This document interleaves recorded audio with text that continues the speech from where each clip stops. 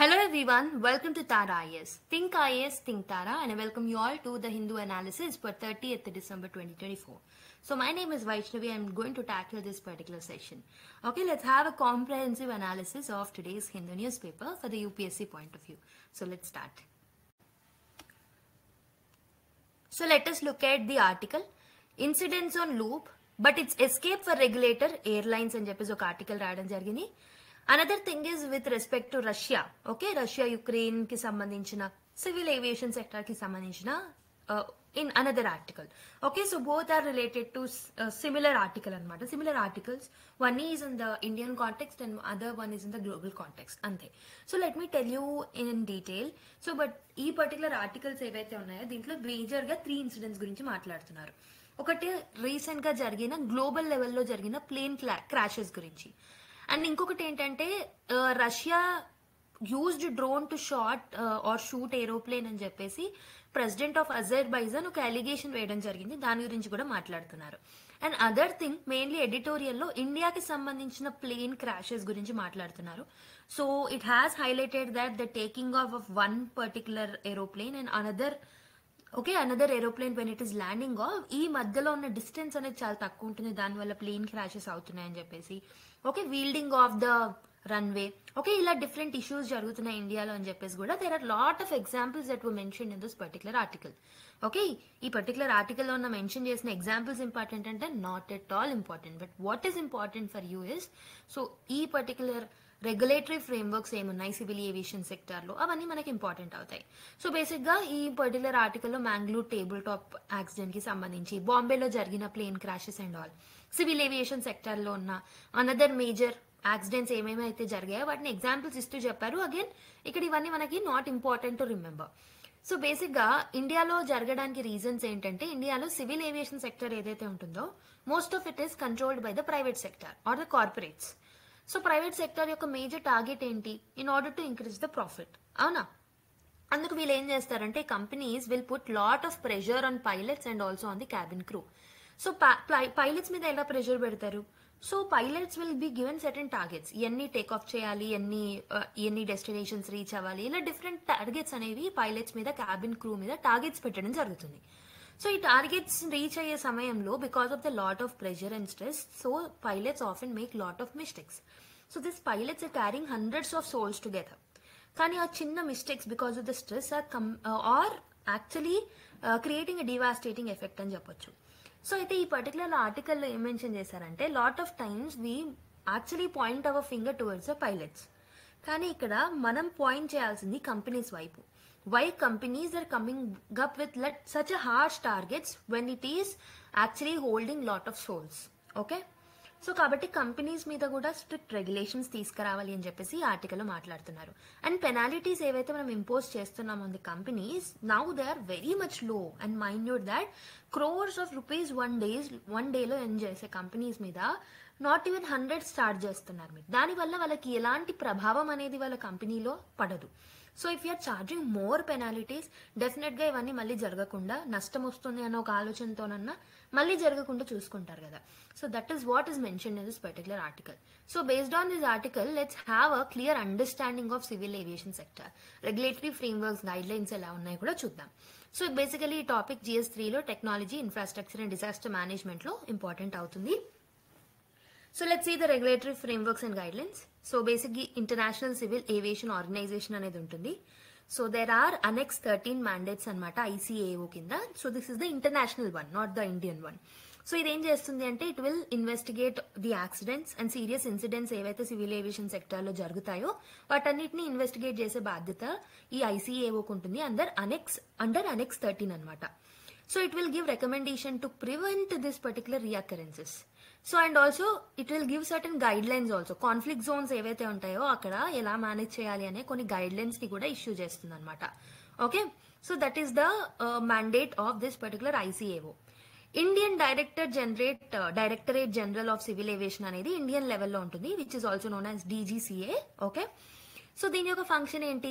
ఇది ఆడిట్స్ ని కండక్ట్ చేస్తుంది of airline safety procedure, complaints of ICAO standards. So మనం ICAOకి మెంబర్ కాబట్టి ICAO ఇచ్చిన టార్గెట్స్ ఏవైతే ఉంటాయో అవన్నీ స్టాండర్డ్స్ ని మీట్ అవ్వడం కూడా ఓకే మీట్ అయ్యేలా చూసుకోవడం కూడా డీజీసీఏ యొక్క బాధ్యత అనమాట.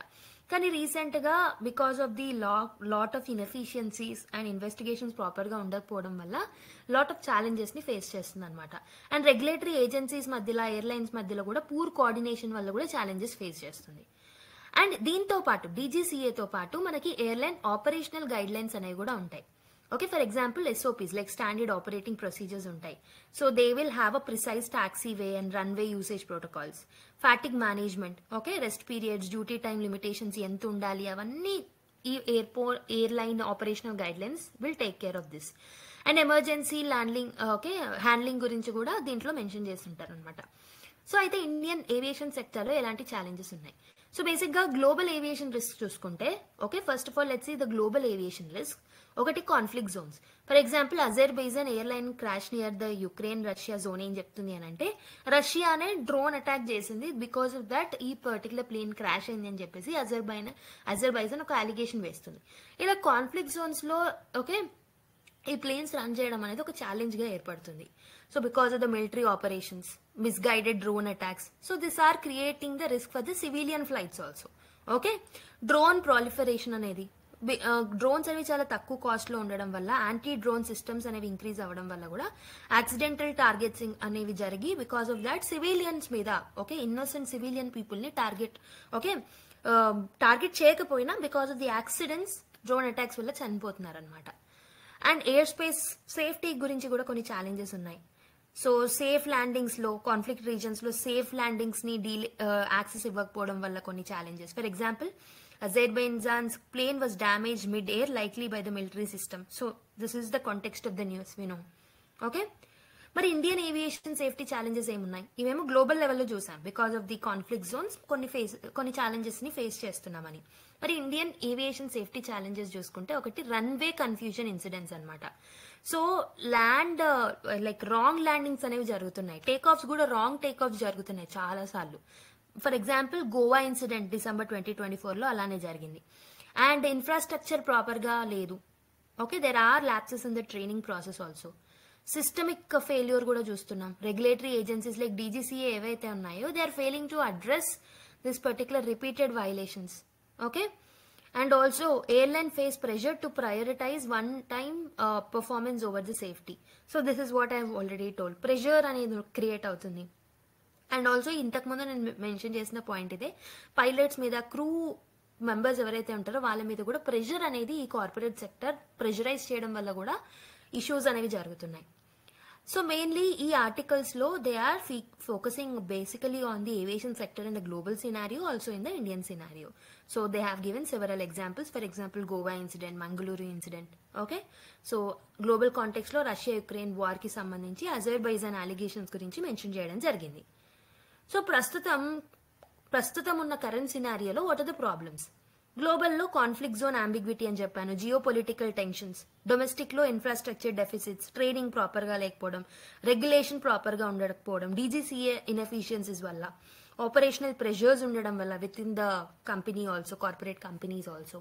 ఓకే, సో మరి ఏం చేస్తే బాగుంటుంది? We have to strengthen the regulation. So ఏవో యొక్క కాన్ఫ్లిక్ట్ జోన్ గైడ్ లైన్స్ ఏవైతే ఉంటాయో వాటిని ఎన్ఫోర్స్ చేయాల్సిన అవసరం అనేది ఉంది.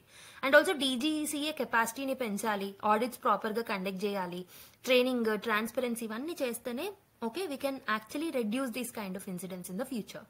అండ్ ఆల్సో ఎయిర్లైన్స్ ఏవైతే ఓకే ఇలాంటి వాటికి ఓకే ఉంటున్నాయో, ఇలాంటి వాటి ఇన్సిడెంట్స్ కి కారణం అవుతున్నాయో వాటి మీద లాట్ ఆఫ్ పెనాలిటీస్ అనేవి విధించాలి. Okay, and we can leverage the technology. Air traffic management లో జీపీఎస్ టెక్నాలజీ యూజ్ చేయొచ్చు, అండ్ అడ్వాన్స్ టెక్నాలజీస్ మీద రీసెర్చ్ చేయొచ్చు. Drone management, okay develop technologies to safety identities and neutralise the drones in the civilian airspaces. Okay, training ని ఎన్హాన్స్ చేయాలి, proper training and capacity building ఇవ్వాలి crew members కి, pilots కి and all. Okay, and also multilateral corporation, different countries తో risk management Jones ఏవైతే ఉన్నాయో, conflict Jones ఏవైతే ఉన్నాయో అక్కడ రిస్క్ మేనేజ్మెంట్స్ ఎలా చేయాలి అనేది కూడా ఒక కంట్రీస్ అండ్ కంట్రీస్ కోఆపరేషన్ తోనే అది అవుతుంది. పబ్లిక్ అవేర్నెస్ అనేది కూడా ఇంపార్టెంట్. ఓకే, సో ఈ ఇన్సిడెంట్స్ కి సంబంధించి we have to encourage whistle blowers also with in the companies. ఏదైనా సేఫ్టీ ల్యాబ్సెస్ ఉంటే విజిల్ బ్లోవర్స్ ని మనం ఎంకరేజ్ చేయాలి, వాళ్ళకి ప్రొటెక్షన్ కూడా ఇవ్వాలి విజిల్ బ్లోవర్స్ కి. Right, recent developments again Azerbaijan crash చూసాం, డ్రోన్ వార్స్ చూసాం. Okay, as I already told you. So అదనమాట ఈ ఆర్టికల్స్ యొక్క summary or the total things that are needed for the exam point of view. So based on the discussion that we have made, try to solve this UPSC mains question. How do geopolitical conflicts impact global aviation safety?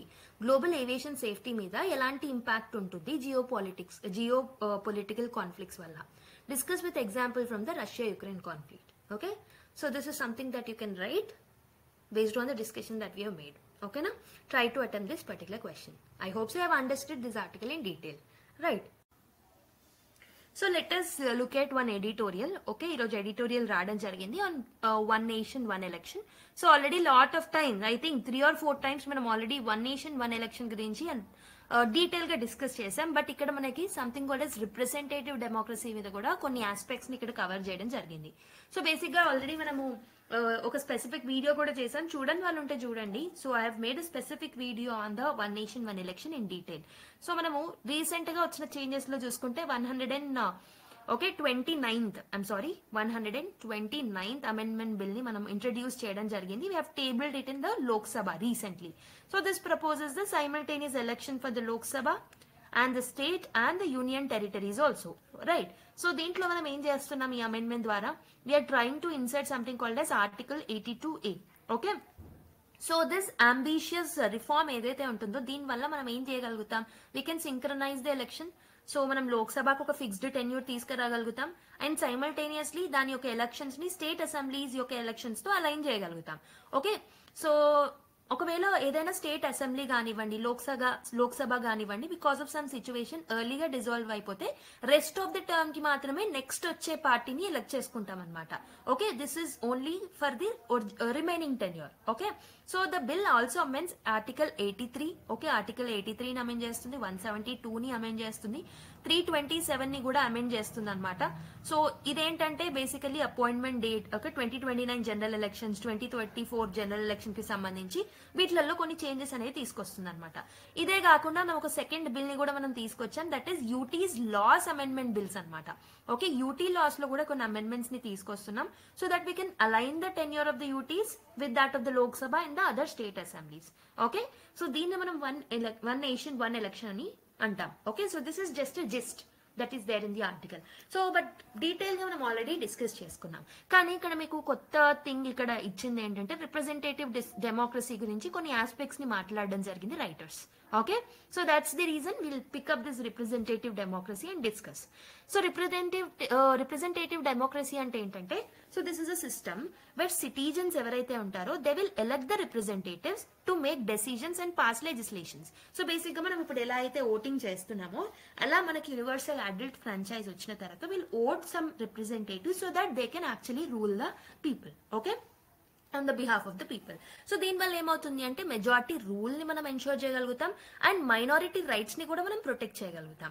Okay, so దీన్ని మనం దేని ద్వారా representative democracy దేని ద్వారా conduct చేస్తున్నామని అంటే based on the principles of free and fair elections. దీనివల్ల మనం అకౌంటబిలిటీని తీసుకురాగలుగుతాం, చెక్స్ అండ్ బ్యాలెన్సెస్ ని కూడా తీసుకురాగలుగుతాం.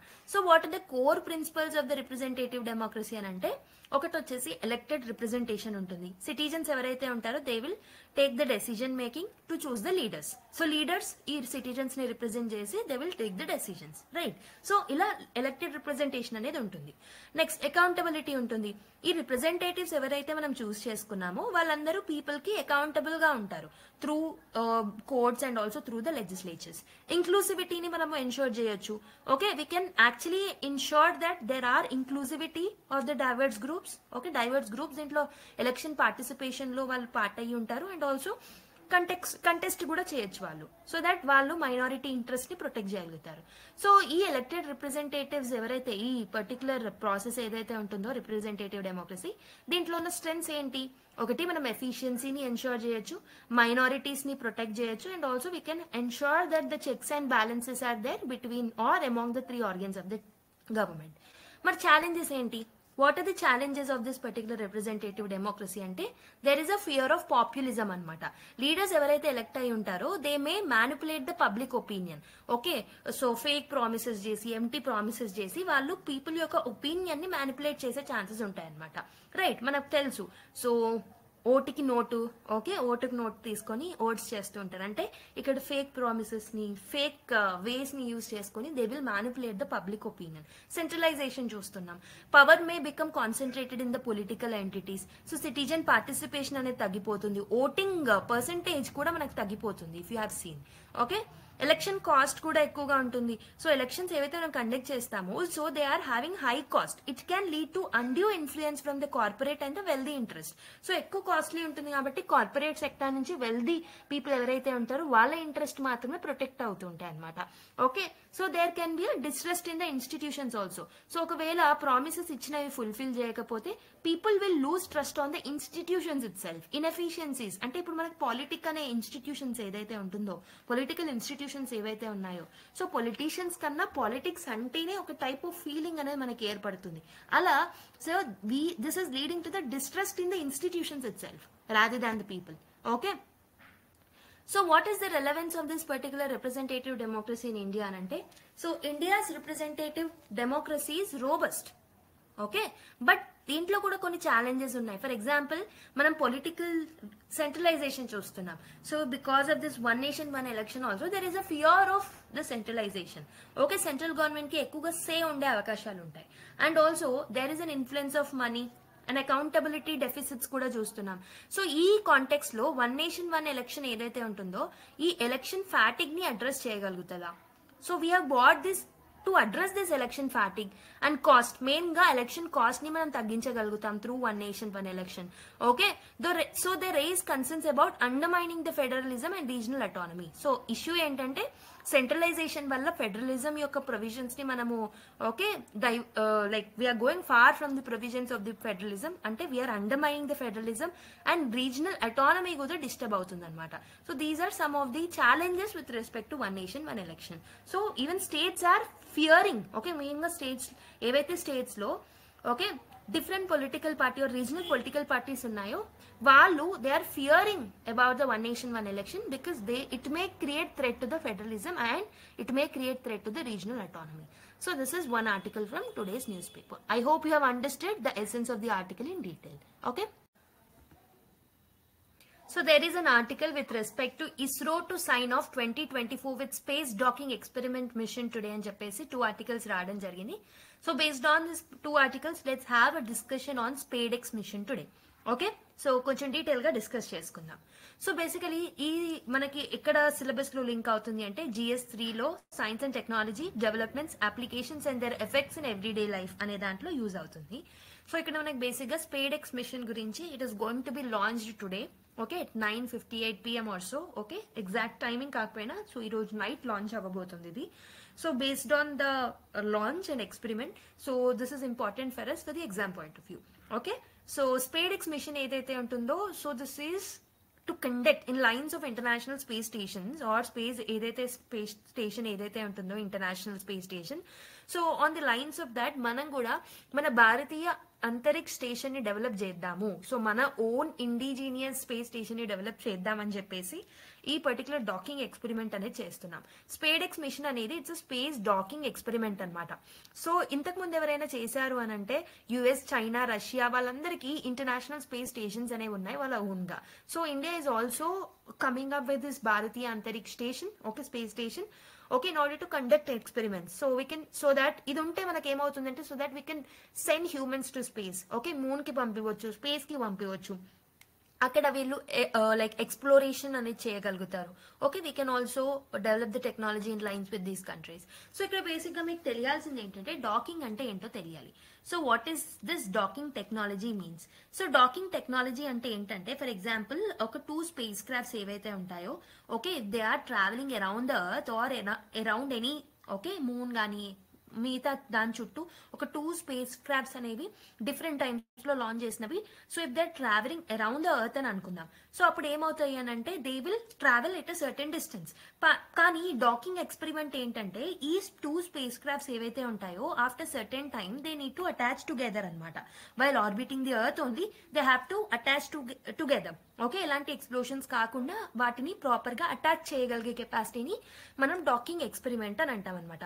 సో ఈ ఎక్స్పెరిమెంట్ ఎక్స్పెరిమెంట్ ని మనం చేస్తున్నాం. అసలు దీనికి ఈ భారతీయ అంతరిక్ష స్టేషన్ కి సంబంధం ఏంటంటే, ఇలా 2 స్పేస్ క్రాఫ్ట్స్ ని మనం జాయిన్ చేసే క్యాపబిలిటీ ఆర్ డాకింగ్ చేసే క్యాపబిలిటీని పెంచినట్టయితే, సో ఫ్యూచర్ లో in order to transfer the people from one space craft to another, like astronauts ఎవరైతే మనం పంపిస్తామో okay in the future through to the Bharatiya Antariksh station, so ఇలా డాకింగ్ ఎక్స్పెరిమెంట్స్ ని మనం సక్సెస్ఫుల్ గా కండక్ట్ చేస్తేనే we can do that in the future.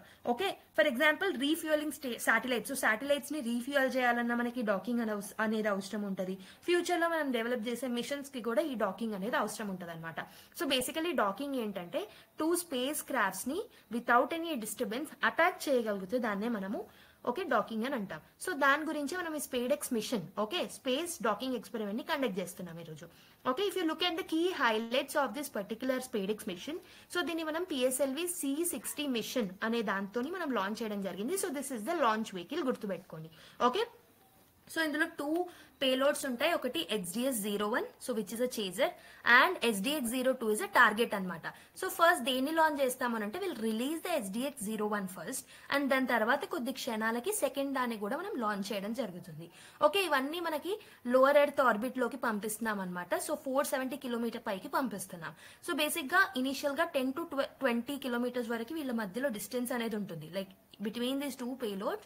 So there will be a certain distance initially, but later మెల్లిగా ఈ SDX-02 ఏదైతే ఉంటుందో as that is a target, so as SDX-01 is a chaser, they will come to close together. Okay, ఒక దాని దగ్గరికి ఇంకొకటి వస్తుంది అనమాట. సో అలా డాకింగ్ అనేది ఎక్స్పెరిమెంటల్ గా కండక్ట్ చేస్తున్నాం. So each of the payload is around 220 kgs అనమాట. So designed for space docking experiment to test capabilities of docking. So first docking చేస్తాం, తర్వాత అన్డాకింగ్ చేసేస్తాం, అంటే మళ్ళీ దూరం పంపించేస్తాం, అండ్ రిలేటివ్ ఆర్బిటల్ మాన్యువర్స్ ని కూడా కండక్ట్ చేయడం జరుగుతుంది అనమాట. సో ఇక్కడ ఏమవుతుందంటే డాకింగ్ చేసేటప్పుడు ఎలక్ట్రిసిటీ ట్రాన్స్ఫర్ అనేది కూడా జరుగుతుంది. ఇలా ఇవన్నీ చేసిన తర్వాత 4th స్టేజ్ లో మనము 24 పేలోడ్స్ ని కూడా క్యారీ చేస్తున్నాం for academic research and private entity purposes. Okay, research కోసం పంపిస్తున్నాం. ఈ 24 పేలోడ్స్ లో 14 ఇస్రో పంపిస్తుంది, 10 is sent by another research institutes and private entities. So this is about SpaDeX mission. So మరి సిగ్నిఫికెన్స్ ఏంటి ఈ స్పేడెక్స్ మిషన్ కి అని అంటే, first one is technology demonstration. SpaceX is India's first in orbit docking demonstration. So first time మనం docking demonstration దీని ద్వారా conduct చేస్తున్నాం అనమాట. సో ఇది ఏం చేస్తుంది అంటే ఫ్యూచర్ లో మనం తీసుకెళ్లే ఇంటర్ ప్లానెటరీ మిషన్స్ కి సపోర్ట్ చేస్తుంది, and also large scale structures like space stations ని కూడా మనం కండక్ట్ చేయొచ్చు, like we can construct the space stations in the space. Okay, so దీని ద్వారా మనం వెలాసిటీ అడ్జస్ట్మెంట్స్ ని, ప్రిసైజ్ శాటిలైట్ నావిగేషన్ ని, ప్రొపల్షన్ సిస్టమ్స్ ని, వీటన్నిటిని మనం టెస్ట్ చేయగలుగుతాం అనమాట. సో ఇవి ఎక్కడెక్కడ యూజ్ అవుతాయి అంటే స్పేస్ స్టేషన్ అసెంబ్లీలో, లూనర్ ఎక్స్ప్లోరేషన్ కి, మార్స్ మిషన్స్ ని కండక్ట్ చేయడంలో. సో వీటన్నిట్లలో మనకు ఫ్యూచర్ లో ఈ స్పేడెక్స్ మిషన్ అనేది హెల్ప్ఫుల్ అవుతుంది. So this will enable in orbit satellite serving, refuelling and also repairs లో కూడా మనకి యూజ్ అవుతుంది అనమాట. Okay, space science and industry. So advances in satellite technologies will benefit the telecommunication. So మనకి technology, space technology, satellite technology enhance అయినప్పుడు telecommunication enhance అవుతుంది, defence లో మనకి యూసేజ్ ఉంటుంది, రిమోట్ సెన్సింగ్ లో యూసేజ్ ఉంటుంది. Okay, so that's why we'll conduct lot of experiments and we're coming up with lot of innovations also. Payload highlights చూసుకుంటే already కొన్ని payloads చెప్పాను. సో బేసిక్ గా రీలోకేటబుల్ రోబోటిక్ మ్యానిపులేటర్ అనేది ఉంటుంది అనమాట. So this is designed for in orbit maintenance. So in orbit టైంలో orbit చేసే టైంలో ఏదైనా మెయింటెనెన్స్ కావాలి అన్నప్పుడు so this will be useful అనమాట. సో ఇది ఇస్రోనే డెవలప్ చేసింది in order to test the robotic capabilities. Next RV-SAT అనే ఒక పేలోడ్ కూడా ఉంటుంది. ఇది ఏం చేస్తుంది అంటే బయోలాజికల్ ఎక్స్పెరిమెంట్స్ ని కండక్ట్ చేస్తుంది అనమాట. సో ఇక్కడ బ్యాక్టీరియా ఏదైతే స్పేస్ లో ఉంటుందో ఆ బ్యాక్టీరియా యొక్క బిహేవియర్ స్పేస్ లో ఎలా ఉంటుంది అనేది okay it will conduct the test అనమాట RV-SAT అనేది. నెక్స్ట్ కమ్యూనికేషన్ పేలోడ్స్ కూడా మనము పంపించబోతున్నాం. So it demonstrates advanced communication technologies including VHF band transmission also. So advanced communication technologies ని డెమాన్స్ట్రేట్ చేయడానికి, ప్రమోట్ చేయడానికి కొన్ని కమ్యూనికేషన్ పేలోడ్స్ ని కూడా పంపించారనమాట. కానీ there are certain challenges in the space docking. Docking అంటే ఆల్రెడీ చెప్పాను కదా. సో ఈ డాకింగ్ లో మనకు కొన్ని ఛాలెంజెస్ అనేవి ఉంటాయి. ఏమేమి ఉంటాయి? టెక్నికల్ కాంప్లెక్సిటీస్ ఉంటాయి. సో ప్రిసైజ్ వెలాసిటీని, పొజిషన్ అడ్జస్ట్మెంట్స్ లో ఓకే ప్రిసైజ్. సో ఈ 2 పేలోడ్స్ మనం ఏవైతే పంపిస్తున్నామో స్పేస్ క్రాఫ్ట్స్, సో అవి ప్రాపర్ వెలాసిటీతో వెళ్ళాలి, ప్రిసైజ్ వెలాసిటీతో వెళ్ళాలి, అక్కడ పొజిషన్ లో కూడా అడ్జస్ట్మెంట్స్ చేసుకోవాలి. దాంట్లో కొన్ని టెక్నికల్ కాంప్లెక్సిటీస్ అనేవి మనకి ఎదురవుతాయి. So there are risk of failures also docking లో గానీ, వైల్ కొలైడింగ్ అంటే ఈ ఈ స్పేస్ క్రాఫ్ట్స్ కొలైడ్ అయ్యే సమయంలో, అన్డాకింగ్ జరిగేటప్పుడు, సో వీటిలలో కొన్ని ఫెయిల్యూర్స్ ఎదురయ్యే అవకాశాలు కూడా ఉంటాయి. Resource intensity, high energy and computational requirements for such mission. Okay, ఇక్కడ ఈ మిషన్స్ ని కండక్ట్ చేయడంలో మనకి okay we need to have lot of energy, we need to use lot of energy అనమాట. సో దాంట్లో కూడా ప్రాబ్లమ్స్ అనేవి ఎదుర్కోవాల్సి వస్తుంది. So what are the achievements of PSLV? So ఇది మనము పిఎస్ఎల్వి లాంచ్ వెహికల్ తోనే దీన్ని మనం లాంచ్ చేస్తున్నామని చెప్పాను కదా. సో ఇది కాకుండా ఇంతకు ముందు పిఎస్ఎల్వి, ఇప్పుడు మనం అయితే పిఎస్ఎల్వి C60 తో లాంచ్ చేస్తున్నాం. సో ప్రీవియస్ గా పిఎస్ఎల్వి యొక్క ఇంపార్టెంట్ ఓకే అచీవ్మెంట్స్ ఏంటో కూడా మనకు తెలుసుకోవడం very important. Okay, achievements of the PSLV in 2024. Okay, so LVM-3 milestone. So we have launched Gaganyaan's unmanned module. Okay, actually manned module ని పంపివ్వాలి, but now we have launch something called as unmanned module. So దీని వల్ల మనకి human space flight capabilities ని మనం test చేయగలిగాము. Okay, launch vehicle 3. Next space progress ని మనం తీసుకురాగలుగుతున్నాం. So we'll also join the global players in the docking technology. International collaboration and cooperation ని కూడా తీసుకొచ్చాం. Like we have enhanced collaborations with academic institutions and also the private companies. So these are some of the achievements అని చెప్పొచ్చు. So future లో మనం దేని మీద focus చేయాలి అని అంటే రీయూజబుల్ టెక్నాలజీస్ మీద. Okay, for example RSLV launch vehicles, that is reusable launch vehicles ఏవైతే ఉన్నాయో వాటిని డెవలప్ చేయాలి. Space collaboration with global agencies ఏవైతే ఉన్నాయో వాటితో ప్రాపర్ గా కొలాబరేట్ చేయాల్సి ఉంటుంది. కెపాసిటీ బిల్డింగ్ ని పెంచుకోవాలి. So we have to join and involve the Indian startups. Research ని ప్రమోట్ చేయాలి. ఆర్టిఫిషియల్ ఇంటెలిజెన్స్ ని యూజ్ చేసుకోవాలి. We have to use the block chain technology, the again other like emerging technologies also. Future missions, we have to prepare for Gaganyan's manned space flight also. Plain modular satellite and space stations ki kuda manamu munduga research and development ane cheyalsina avasaram anedi undi. So let's solve the prelims MCQ based on the discussion that we have made. So the space docking experiment set to be launched by ISRO using the PSLV C60 aims to demonstrate technology for space docking, undocking and rendezvous. Okay, test propulsion systems and velocity adjustment between the two satellites that we are launching, facilitate the assembly of future space stations and interplanetary missions, establish India's first manned lunar landing system. So you have to select the correct course from the given options. Okay, so basic ga meer try chesarani anukunnan, try cheyakapothe okkasari pause cheskoni try cheyandi. So I hope so you people have tried. So first one is మనం already చెప్పాం docking undocking టెక్నాలజీని okay మనం experiment చేయడానికి demonstrate చేయడానికి PSLV C60 ద్వారా SpaDeX machine ని launch చేసాం. So first statement is right. Second one is test propulsion system. So ఈ 2 స్పేస్ క్రాఫ్ట్స్ ఏవైతే మనం పంపిస్తున్నామో వాటి యొక్క వెలాసిటీ ప్రెసిషన్ అండ్ ఆల్సో ఈ పొజిషన్ అడ్జస్ట్మెంట్స్ వీటన్నిటిని డెమాన్స్ట్రేట్ చేయడానికి కూడా మనం దాన్ని పంపించాం. So second statement is also right. Facilitate the assembly of future space station. Future లో మనం స్పేస్ స్టేషన్ ని డెవలప్ చేయాలన్నా కన్స్ట్రక్ట్ చేయాలన్నా దాని అసెంబ్లీ ఎలా జరగాలి అవన్నీ డెమాన్స్ట్రేట్ చేయడానికి దాన్ని ఫెసిలిటేట్ చేయడానికి కూడా మనం స్పేడెక్స్ ని లాంచ్ చేయడం జరిగింది. So that is also right. So establish India's first manned lunar landing system అంటే కాదు. So this is not main objective of SpaceX kabatti, only ABC, that is 1 2 3 are correct kabatti. So option A, that is 1 2 3 is the right answer. Okay, so let's look at another article. Siang project to help mitigate flood risk posed by China అని చెప్పేసి Arunachal Pradesh Chief Minister Prema Khandu has told in one meeting అన్నమాట. So basic గా ఈ particular project ఏదైతే ఉంటుందో it is estimated to cost 1.13 lakh crores. So let's have a detail discussion on this particular topic. So basic గా ఇప్పుడు మనం మన Arunachal CM ఎవరైతే ఉన్నారో Arunachal Pradesh chief minister has announce something called as Siang upper multipurpose project. So before that let's understand the background of this particular thing.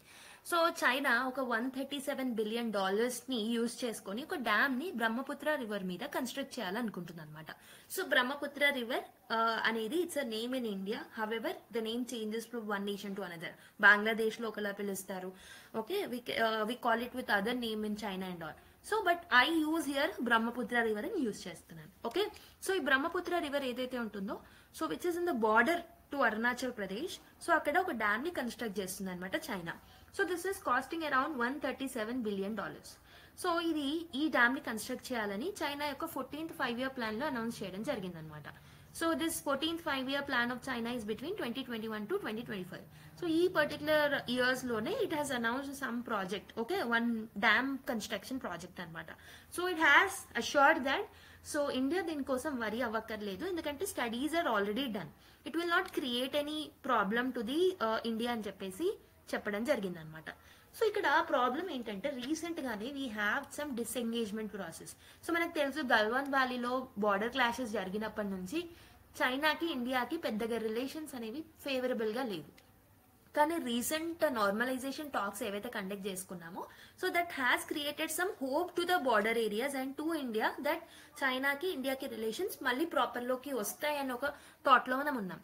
కానీ recent గా China government announce చేసిన ఈ particular project and dam project ఏదైతే ఉంటుందో, so that is creating concerns again. Okay, so normalisation disengagement process చేసినప్పటికీ మనకి మళ్ళీ concerns ని మనం ఎదుర్కోవాల్సి వస్తుంది అనమాట, because of the construction of this particular dam on Brahmaputra river. So China ఏం చెప్తుంది అంటే ఇది మెయిన్ గా ఇరిగేషన్ కోసం మేము యూజ్ చేస్తున్నాం and also we're developing a hydroelectric project under this particular dam అని చెప్పేసి చెప్తుంది. Okay, so we're developing infrastructure also, దానివల్ల మనం ఎలక్ట్రిసిటీని ప్రొవైడ్ చేయగలుగుతాం in the region surrounding it అని చెప్పేసి అంటుంది అనమాట. ఓకే, సో కానీ ఇక్కడ ప్రాబ్లం ఏంటంటే, so China along with some 6 other nations Mekong river ని కూడా హోల్డ్ చేస్తుంది అనమాట. So this is another aspect, just I'm giving the context. గుర్తుపెట్టుకోండి, మెకాంగ్ రివర్ అనేది చైనా త్రూ ఫ్లో అవుతుంది. సో మెకాంగ్ రివర్ ని చైనానే కాకుండా, so China is a host and along with China Mekong river ని హోస్ట్ చేసి ఇంకో 6 నేషన్స్ కూడా ఉన్నాయన్నమాట. అంటే మెకాంగ్ రివర్ ఫ్లో అయ్యేవి 7 కంట్రీస్ తోని, along with China 7 countries through అది ఫ్లో అవుతుంది. సో అయితే మెకాంగ్ రివర్ పైన 11 డ్యామ్స్ ని చైనా కన్స్ట్రక్ట్ చేయడం జరిగింది అనమాట. ఆల్మోస్ట్ 11 డ్యామ్స్ ని కన్స్ట్రక్ట్ చేసింది అండ్ 90 డ్యామ్స్ ని ట్రిబ్యూటరీస్ ఏవైతే ఉంటాయో మెకాంగ్ రివర్ యొక్క ట్రిబ్యూటరీస్ వాటి మీద కూడా కన్స్ట్రక్ట్ చేయడం జరిగింది అనమాట. అంటే ఈ డ్యామ్స్ ఏవైతే ఉంటాయో వాటిని కన్స్ట్రక్ట్ చేసి China is trying to control the water flow. Okay, water flow ఏదైతే ఉంటుందో దాన్ని కంట్రోల్ చేయాలనుకుంటుంది. సో బేసిక్ గా ఇన్ని డ్యామ్స్ ఏవైతే ఉంటాయో వీటిని కన్స్ట్రక్ట్ చేయడం వల్ల, so for example this is Mekong reverse case. So Mekong river లో అలా కన్స్ట్రక్ట్ చేసి ఈ 6 కంట్రీస్ ఏవైతే ఉంటాయో వాటికి ఎలాంటి ఓనర్షిప్ లేకుండా చేసేసింది వాటర్ మీద. అంటే everything is under the control of China now with respect to Mekong river. Similar thing is happening over the Brahmaputra river now. Okay, Brahmaputra river లో కూడా అలాంటివే చేస్తుందేమో అన్న ఒక కన్సర్న్ మనకి ఇప్పుడు ఏర్పడింది అనమాట. However China is confirmed through its officials that మేము అలాంటివి ఏం చెయ్యము. So we're not trying to do effect the sovereignty of any nation అని చెప్పేసి స్టేట్మెంట్స్ ఇవ్వడం జరిగింది అనమాట. ఓకే, సో అయితే బేసిక్ గా వాటర్ బాంబ్ ఏదైతే ఉంటుందో, సో ఈ పర్టికులర్ ఈ డ్యామ్ కన్స్ట్రక్షన్ అండ్ ఆల్ ఏదైతే ఉంటుందో దాన్ని అరుణాచల్ ప్రదేశ్ లో వాటర్ బాంబ్ అని పిలుస్తున్నారు. అంటే they are weaponising the water to play with the countries. అంటే వాటర్ బాంబ్ అంటే ఏంటి? సో ఫర్ ఎగ్జాంపుల్ ఈ బ్రహ్మపుత్ర రివర్ కేసులో India is a lower riparian country, అంటే కింద ఉంటుంది. సో పైన చైనా ఉంటుంది, కింద India is in the lower riparian state.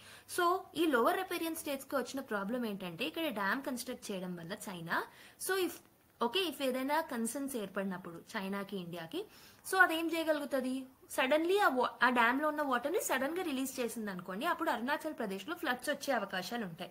అంటే this particular dam is treated as a water bomb in Arunachal Pradesh. Okay, Arunachal Pradesh people will treat it as a bomb, water bomb లాగా treat చేస్తున్నారు. Okay, and ఇంకొకటి ఏంటంటే China ఇంతకు ముందు 3 Gorges dam అనేది కూడా construct చేసింది అనమాట. So this is basically largest dam in the world. Okay, so ఈ లార్జెస్ట్ డ్యామ్ ఏదైతే ఉంటుందో దానికి 3 ఇంతలు ఇప్పుడు కన్స్ట్రక్ట్ చేసే ప్రాజెక్ట్ ఉందన్నమాట.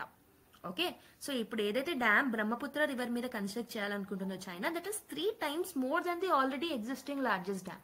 ఓకే, సో అంటే you can think of the concerns it may face. Okay, China అనేది ఇప్పుడు మాట మీద నిలబడుతుందా అని అంటే, as China has already given assurance but we have that fear, ఎందుకంటే మెకాంగ్ రివర్ కేసులో కూడా అదే జరుగుతుంది కాబట్టి.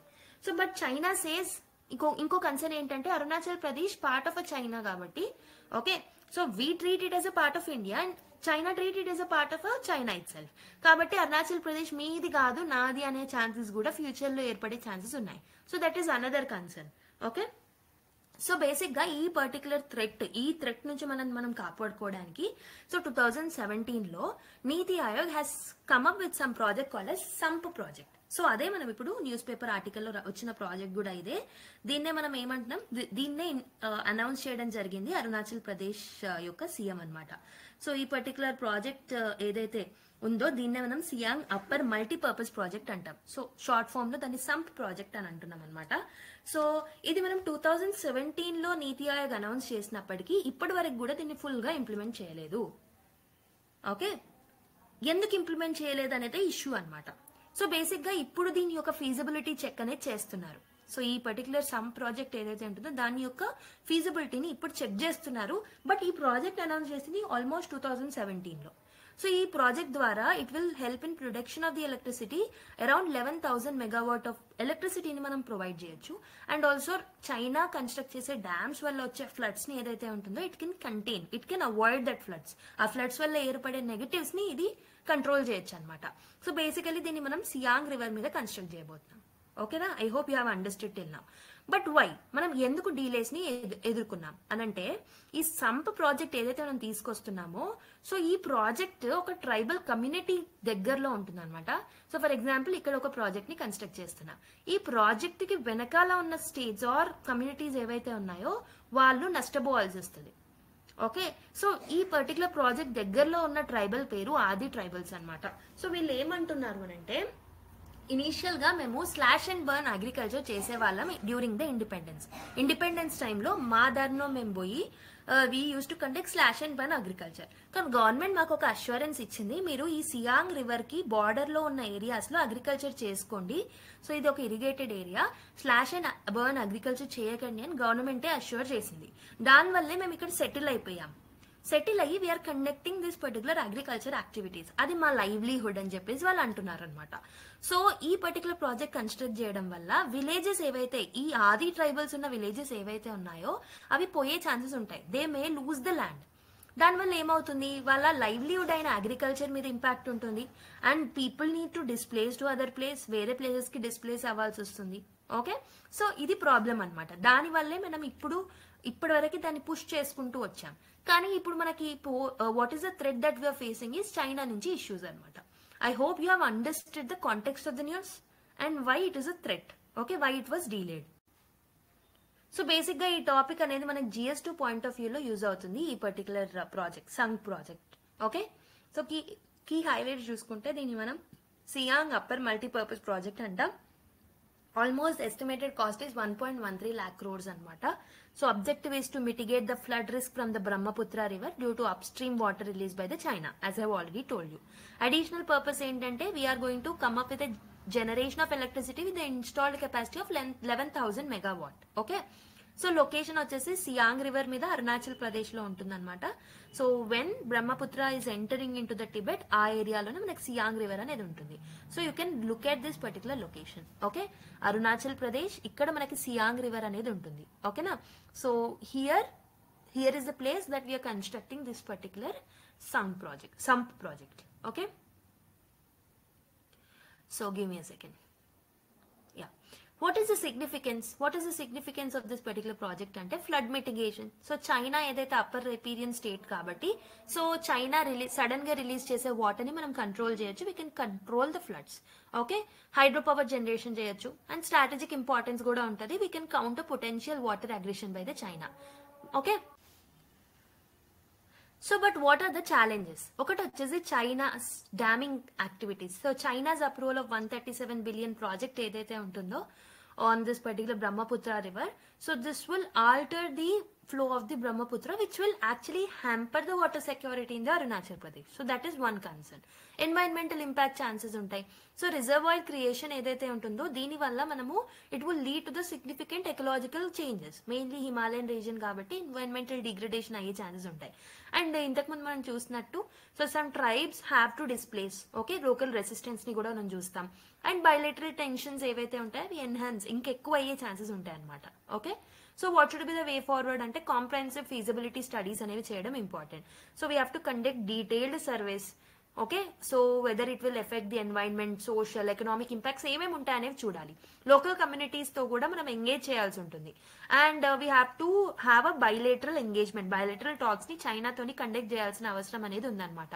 Okay, we have to enhance and strengthen the India-China dialogues and the under this particular present ఉన్న అగ్రిమెంట్స్ లోనే we have to strengthen the dialogues between the two countries. We have to set up cyano Indian expert level mechanism so that మనం ఈ projects లో కొంచెం ట్రాన్స్పరెన్సీని మనం తీసుకురావచ్చు. And integrated river basin management కూడా చేయొచ్చు. ఒక రోబస్ట్ ఫ్రేమ్వర్క్ ని క్రియేట్ చేసి బ్రహ్మపుత్ర ఫ్లో ఏదైతే ఉంటుందో ఎకనామిక్ నీడ్స్ ని ఎకనాలజికల్ నీడ్స్ ని బ్యాలెన్స్ చేస్తూ ఎలా మనం బ్రహ్మపుత్ర మీద కన్స్ట్రక్ట్ చేసే ప్రాజెక్ట్స్ ని తీసుకురావాలి అని చెప్పేసి ఒక ఇంటిగ్రేటెడ్ రివర్ బేసిన్ మేనేజ్మెంట్ ని కూడా మనము we can set up. Okay, we can strengthen the disaster preparedness also. Early warning systems ni build cheyali, flood management ని తీసుకురావాలి. దానికి సంబంధించిన ఇన్ఫ్రాస్ట్రక్చర్ ని mainly down stream areas like Assam, Bangladesh areas లో construct తీసుకురావాల్సిన అవసరం అనేది ఉంటుంది అనమాట. And we have to collaborate. Okay, so neighbouring countries like Bangladesh తో మనం కొలాబరేట్ అయ్యి we can have a water sharing agreements also. Okay, so this is how we can tackle this particular issue. Okay, I hope you have understood this particular issue in comprehensive way. So there is another article, US-India ties will be strengthened but effect tariff hikes. What will a second term presidency bring అని చెప్పేసి ఒక article రావడం జరిగింది. So just gist of the comparison is enough from this particular article. Okay, so ఇక్కడ ఏంటంటే first term ఏదైతే ఉంటుందో Donald Trump the and second future outlook ఏదైతే ఉంటుందో from 2024 to 2028 what will be the changes that can come. So defence లో మనం defence cooperation పరంగా we have sign something called as BECA agreement. Okay, which increased the joint exercises between the countries. So మనము ఇప్పుడు కూడా defence technology sharing లో we're likely to expand even now in the next term. Trade relations చూసుకుంటే last time మనకి we have seen the tensions of the tariff. Okay, trade war చూసాం చైనాకి యుఎస్ఏకి. Because of that మన మీద కూడా impact ఉంది. And GSP, okay, GSP status ని withdraw చేయడం జరిగింది. అది అలాంటి కన్సర్న్స్ చూసాం. సో ఇప్పుడు కూడా మనం టారిఫ్ హైక్స్ ని ఆల్రెడీ ఎక్స్పెక్ట్ చేస్తున్నాం. Okay, we're having an opportunity for broader trade deals also now. China strategy చూసుకుంటే strategic clarity through Quad revival last time. ఇప్పుడు మనం ఇండో పెసిఫిక్ సెక్యూరిటీ కొలాబరేషన్ ని ఎన్హాన్స్ చేయాలనుకుంటుంది చైనా. లైక్ ఏదైతే ఉంటుందో Indo Pacific security collaboration ని enhance చేయాలనుకుంటున్నాం present in order to tackle the China's presence. Okay, energy and sanctions పరంగా we have halted Iran oil imports last time. So Iran నుంచి oil imports చేయకుండా చేసింది, Iran మీద sanctions అనేది వేయడం జరిగింది ఫస్ట్ టర్మ్ లో. ఓకే, సో ఇప్పుడు కూడా ఇరాన్ మీద ఫోకస్ చేస్తూ వచ్చింది. అగైన్ మనం same challenges with respect to energy face చేసే ఛాన్సెస్ ఉంటాయి. So this is the gist of the articles that are there. Okay, let us look at some smaller articles. So ఇక్కడ ఆల్ఫా అర్థమెటిక్ అని చెప్పేసి ఒక ఆర్టికల్ రావడం జరిగింది. Even though it is not visible to you, I will explain some key terms. Okay, ఇక్కడ మనకు కొన్ని key terms ని అర్థం చేసుకోవడం ఒకటే ఇంపార్టెంట్. సో బేసిక్ గా ఇక్కడ మనకి ఆల్ఫా, ఓకే, ఆల్ఫా ఇన్వెస్ట్మెంట్స్ పరంగా ఆల్ఫా అంటే ఏంటో మీకు తెలియాలి. సో ఫర్ ఎగ్జాంపుల్ ఒక ఇన్వెస్ట్మెంట్ మేనేజర్ ఒక దాంట్లో ఇన్వెస్ట్మెంట్ చేసినప్పుడు, so if is earning some extra profit over the market average performance, so market average performance కన్నా ఎక్స్ట్రా ప్రాఫిట్స్ ని ఎర్న్ చేసినప్పుడు ఈ ఎక్స్ట్రా ప్రాఫిట్ ఎంతైతే ఎర్న్ చేసిండో దాన్ని మనం ఆల్ఫా అంటాం అనమాట. For example let me give you an example. So for example if a market gross at the rate of 8% growth తోటి గ్రో అయింది అనుకుందాం మార్కెట్. అండ్ ఇఫ్ ఒకవేళ మీ ఇన్వెస్ట్మెంట్ గ్రోత్ మాత్రం 10% గ్రోత్ చూసింది అనుకోండి, ఈ డిఫరెన్స్ ఏదైతే ఉంటుందో that is 2%. So the difference of 2% is nothing but alpha anamata. Okay, if you look at the key ideas, other ideas from this particular article, so manaki basic ga active funds ane untai, passive funds ane untai. Active funds evaithe untayo, these are managed by the experts. Okay, మన బదులు ఇప్పుడు మనం invest చేయాలనుకుంటే మనకి investment పరంగా పెద్దగా knowledge లేకపోతే we can actually take the help of experts to invest. Okay, so వాటినే మనము యాక్టివ్ ఫండ్స్ అంటాం. So active funds are generally managed by the experts అనమాట, who aims to generate positive alpha. Positive alpha అంటే ఏంటి, ఒక positive, okay, ఈ net gain ఎంత అవుతుందో 2% నెట్ గెయిన్ చూసాం ఈ ఎగ్జాంపుల్ లో, అలా నెట్ గెయిన్ పాజిటివ్ ఉండేలాగా చూసుకుంటారు అనమాట వీళ్ళు. ఓకే, స్మార్ట్ ఇన్వెస్ట్మెంట్ డెసిజన్స్ ని తీసుకుంటారు. వెరాజ్ on the other hand we have something called as passive funds. Passive funds అంటే ఓకే, మార్కెట్ పర్ఫార్మెన్స్ ని బట్టి మనకి అంతే ప్రాఫిట్ వస్తుంది, ఇక్కడ మనకి పెద్దగా ప్రాఫిట్స్ అనేవి కనబడవు. ఓకే, పాజిటివ్ ఆల్ఫా అనేది వచ్చే అవకాశాలు చాలా తక్కువగా ఉంటాయి in the passive funds. Okay, so there is another term that is called as zero sum game. Okay, zero sum game అని చెప్పేసి ఒక టర్మ్ మెన్షన్ చేయడం జరిగింది ఆర్టికల్లో. సో ఫర్ ఎగ్జాంపుల్ సో ఒకవేళ ఒక ఇన్వెస్టర్ ప్రాఫిట్ ఎర్న్ చేసినప్పుడు, అంటే పాజిటివ్ ఆల్ఫా ఒక ఇన్వెస్టర్కి వస్తే డెఫినెట్ గా అనదర్ ఇన్వెస్టర్ కి నెగటివ్ ఆల్ఫా వస్తుంది. అలాంటి అప్పుడే ఒక ఇన్వెస్టర్ కి ప్రాఫిట్ అనేది ఉంటుంది. I repeat it again. So మనకి మార్కెట్ లో సెవరల్ ఇన్వెస్టర్స్ ఉంటారు. ఫర్ ఎగ్జాంపుల్, ఇన్వెస్టర్ ఏ అనే పర్సన్ కి పాజిటివ్ ఆల్ఫా అనేది వచ్చినప్పుడు ఇన్వెస్టర్ బి కి నెగిటివ్ ఆల్ఫా వచ్చే ఛాన్సెస్ ఎక్కువగా ఉంటాయి. సో ఈ పాజిటివ్ నెగిటివ్ ఏదైతే ఉంటుందో దీన్నే మనం జీరో సమ్ గేమ్ అని అంటాం అనమాట. ఓకే, సో బేసిక్ గా there are some portfolio managers అంటే నథింగ్ బట్ దీస్ పీపుల్ అనమాట. ఇంతకు ముందు నేను యాక్టివ్ ఫండ్స్ లో చెప్పాను కదా, కొంతమంది మేనేజర్స్ ఉంటారు. They will have the tactics to invest in the funds. Okay, వాళ్ళు ప్రాఫిట్స్ గెయిన్ అయ్యేలాగా చేస్తారని వాళ్ళని మనం పోర్ట్ఫోలియో మేనేజర్స్ అంటాం. సో ప్రస్తుతం మార్కెట్ లో ఈ పోర్ట్ఫోలియో మేనేజర్స్ కొన్ని ఛాలెంజెస్ ని ఫేస్ చేస్తున్నారు. ఎందుకంటే మార్కెట్స్ కండిషన్స్ ఏవైతే ఉన్నాయో అవి కాన్స్టాంట్ గా చేంజ్ అవుతూ వస్తున్నాయి. ఓకే, సో కన్సిస్టెంట్ గా పాజిటివ్ ఆల్ఫాని గెయిన్ చేయడం ఒక ప్రాబ్లం గా మారిందనమాట ఈ పోర్ట్ఫోలియో మేనేజర్స్ కి. కాబట్టి ఈ ఆర్టికల్లో ఏం మెన్షన్ చేస్తున్నారు అంటే, సో ఈ particular portfolio managers while investing వాళ్ళు ఒక సెక్టర్ నుంచి ఇంకో సెక్టర్ కి చేంజ్ అవుతూనే ఉండాలి. ఓకే, ఒక పర్టికులర్ సెక్టర్ కి స్టిక్ ఆన్ అవ్వకుండా ఇన్వెస్ట్మెంట్స్ ని ఒక సెక్టర్ నుంచి ఇంకో సెక్టర్ కి చేంజ్ చేస్తూనే ఉంటాయి. For example, from IT stocks to pharma stocks కి, okay, from pharma stocks to IT stocks, అలా చేంజ్ చేస్తూ వెళ్తే వాళ్ళకి పాజిటివ్ ఆల్ఫా అనేది వస్తుంది. ఓకే, సో అని చెప్పేసి ఆర్టికల్లో మెన్షన్ చేయడం జరిగిందనమాట. ఓకే, సో ఎప్పుడు పాజిటివ్ ఆల్ఫా రావడం కష్టం కాబట్టి ఇలా they can change the sector wise investment from one sector to another sector కి చేంజ్ చేస్తే వాళ్ళకి పాజిటివ్ ఆల్ఫా వచ్చే ఛాన్సెస్ ఉంటాయని చెప్పేసి మెన్షన్ చేశారు. ఈ ఆర్టికల్లో మీకు తెలియాల్సింది ఏంటంటే ఆల్ఫా అంటే ఏంటి, పాజిటివ్ ఆల్ఫా అంటే ఏంటి, ఓకే, యాక్టివ్ ఫండ్స్ ఏంటి, ప్యాసివ్ ఫండ్స్ ఏంటి, జీరో సమ్ గేమ్ అంటే ఏంటో మీకు తెలిస్తే సరిపోతుంది. Okay, so there is another article with respect to small saving rate cuts అనమాట. సో దీన్ని కూడా మనం will have a quick analysis on the things that are mention. Okay, so first of all మనకి స్మాల్ సేవింగ్ రేట్ స్కీమ్స్ అంటే ఏంటి అవన్నీ మనకి కొంచెం డీటెయిల్ గా తెలియాలి. Let's have a clear understanding on that. So basic గా మనకి ఓకే, రిచ్ పీపుల్ ఎవరైతే ఉంటారో they can easily invest. So ఎక్కడైనా వాళ్ళు ఇన్వెస్ట్ చేసి వాటిలో నుంచి ఉన్న ప్రాఫిట్స్ ని పొందగలుగుతారు, వాళ్ళ సేవింగ్స్ ని కూడా ఈజీగా చేసుకోగలుగుతారు. But what about poor and middle class people? They cannot save, they cannot invest. Savings ఎక్కువగా ఉండవు, వీళ్ళకి ఎక్కువ ఖర్చులు అయిపోతాయి, తక్కువ ఎర్నింగ్స్ తక్కువ ఇన్కమ్ ఉంటుంది కాబట్టి ఎక్కువ ఖర్చులు అయిపోయి they cannot invest, right? So for example, so as they cannot invest, government has come up with something called as to promote the savings and the investments of these people. Small saving schemes అనే ఒక దాంతోని ఒక ఐడియాతోని government ముందుకు వచ్చింది. So దీంట్లో ఏం చేస్తారు అంటే, ఈ poor people and middle class people ఎవరైతే ఉంటారో they will have different types of investment opportunities. Okay, so basic గా different type of investment opportunities ని వాళ్ళకి క్రియేట్ చేసి, సో ఈ poor people middle class people కి ఇన్వెస్ట్మెంట్ ఆపర్చునిటీస్ ని ఇస్తుంది అనమాట government. So through small saving schemes. Okay, so this is introduced by the government of India itself కాబట్టి దీనికి సావరెన్ గ్యారంటీ అనేది ఉంటుంది. సావరెన్ గ్యారంటీ అంటే ఏంటి? Government will give the guarantee to the returns. ఒకవేళ ఇన్వెస్ట్ చేస్తే దానికి returns వస్తాయా లేవా అని ఒక టెన్షన్ లో ఉంటాం కాబట్టి దానికి గ్యారంటీ గవర్నమెంట్ ఇస్తుంది కాబట్టి it means that they have a sovereign guarantee అని చెప్పొచ్చు.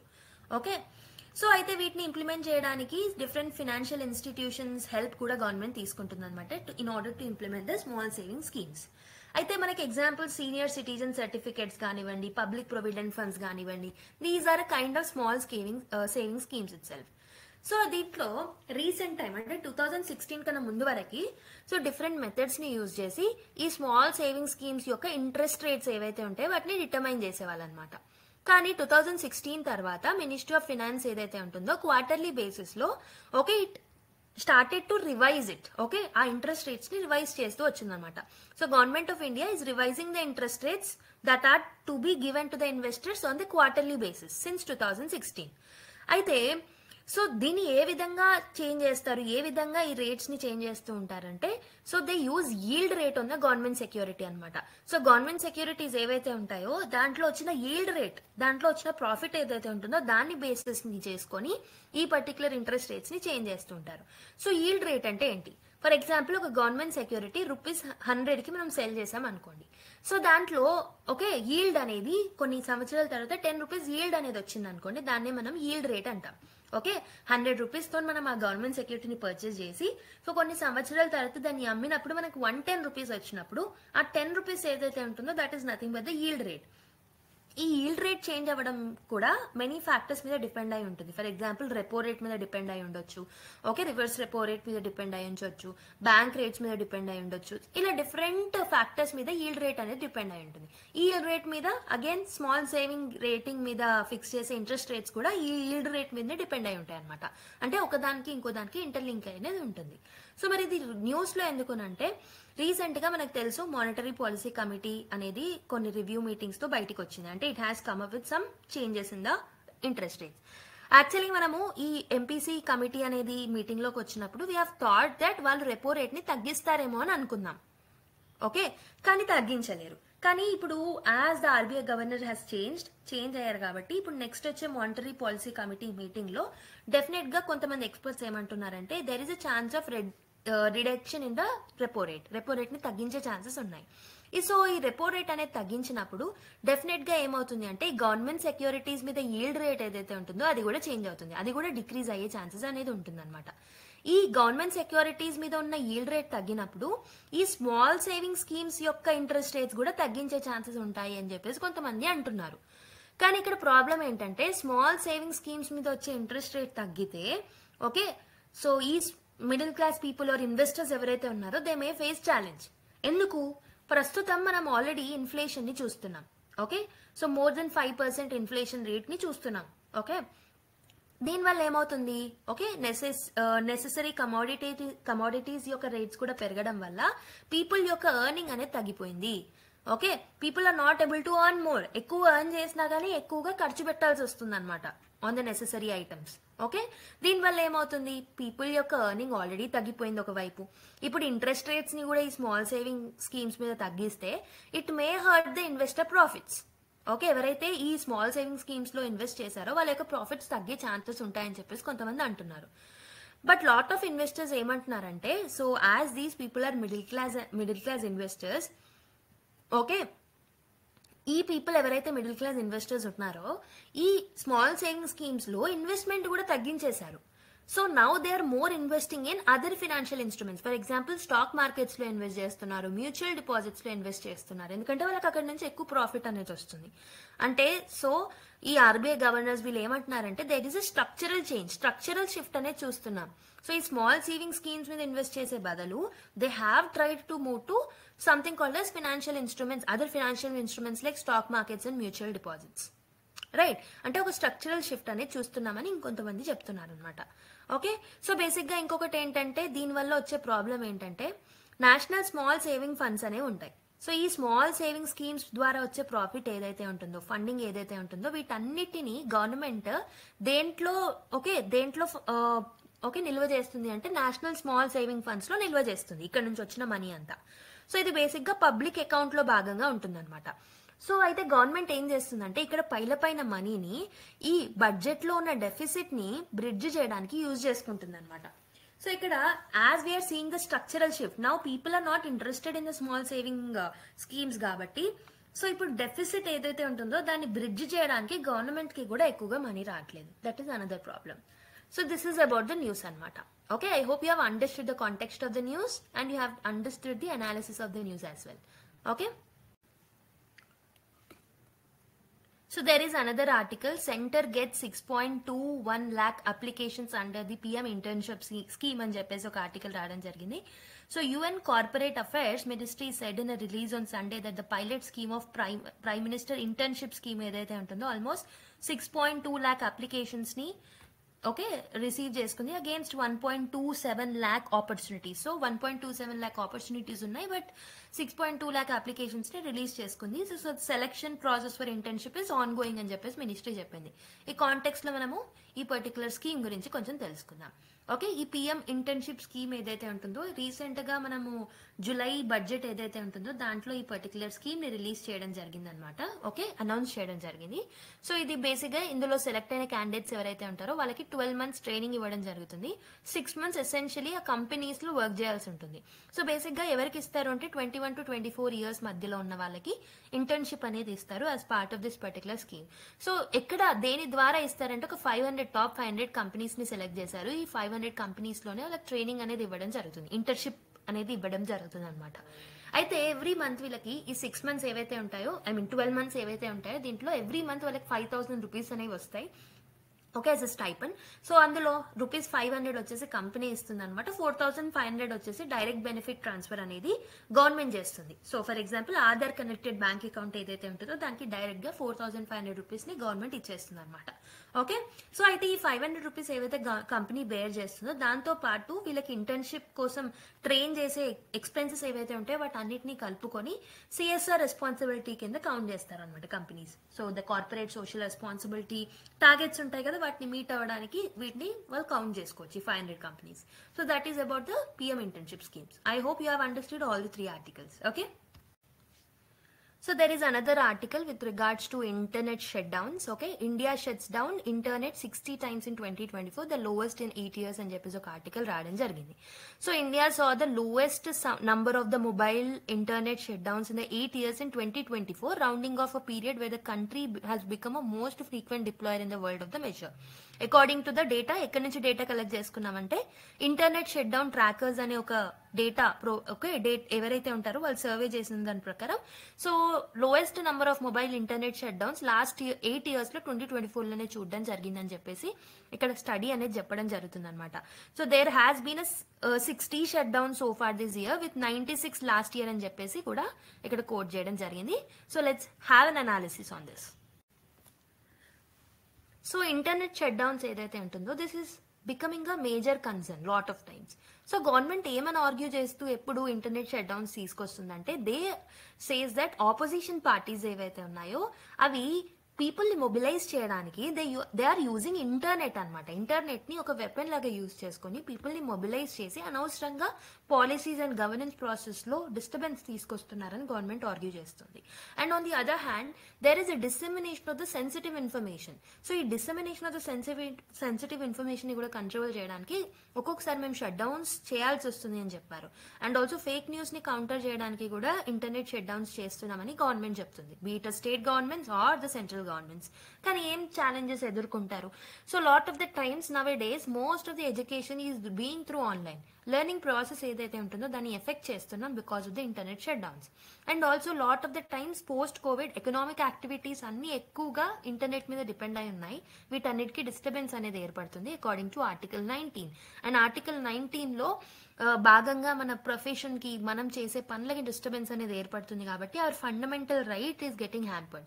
అండ్ రైట్ టు ఇన్ఫర్మేషన్ ఏదైతే ఉంటుందో దానికి కూడా ఒక డిస్టర్బెన్స్ లాగా ఏర్పడుతుంది కాబట్టి again fundamental right of right information is getting violated. So ఈ పర్టికులర్ రిపోర్ట్ ఏదైతే మనం చూసామో ఇంతకుముందు న్యూస్ లో అది కూడా కొన్ని ఛాలెంజెస్ ని పేర్కొనడం జరిగింది. సో సుప్రీంకోర్టు రీసెంట్ గా ఒక judgement ఇచ్చిందనమాట.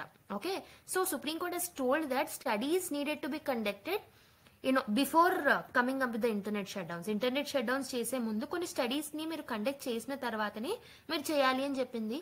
But till now no study was conducted by the parliament. Okay, initial గా ఈ ఇంటర్నెట్ షట్ డౌన్స్ కి సంబంధించి టెలిగ్రాఫ్ యాక్ట్స్ లో మెన్షన్ చేసి ఉండేది. బట్ దాన్ని రీసెంట్ గా గవర్నమెంట్ టెలికమ్యూనికేషన్ యాక్ట్ ని తీసుకొచ్చి దీంట్లో భాగంగా దాన్ని చేంజ్ చేయడం జరిగింది అనమాట. సో బేసిక్ గా దీంట్లో ఒక ప్రాసెస్ ని మెన్షన్ చేశారు. So the order of the shut down should be coming from the government officials only అని చెప్పేసి చెప్పారు. So order of the shut down ఎప్పుడు చేస్తారు అంటే మీరు ప్రాపర్ గా రీజన్స్ మెన్షన్ చేయాలి, ఏ రీజన్ లో కండక్ట్ చేస్తున్నారు, ఎన్ని రోజులు కండక్ట్ చేస్తున్నారు ఇంటర్నెట్ షట్ డౌన్స్ ని ప్రాపర్ గా మెన్షన్ చేయాల్సి ఉంటుందని చెప్పేసి కూడా చెప్పారనమాట ఈ పర్టికులర్ టెలికమ్యూనికేషన్ యాక్ట్ లో. అండ్ మీరు ఒకవేళ ఇంటర్నెట్ షట్ డౌన్స్ తీసుకొచ్చిన 15 days కి మించకూడదు అని చెప్పారు.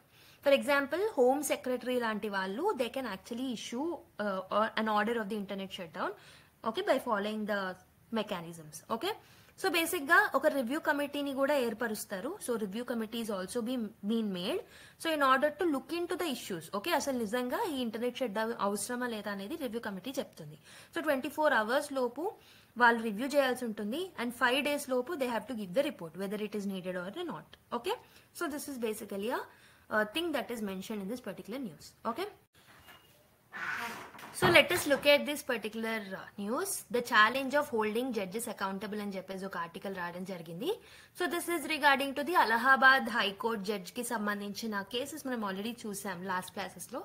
Again and removal process of judge అవన్నీ నేను డిస్కస్ చేయను ఈ క్లాస్ లో, ఎందుకంటే lot of times almost 2 times నేను డిస్కస్ చేశాను ప్రీవియస్ క్లాసెస్ లో.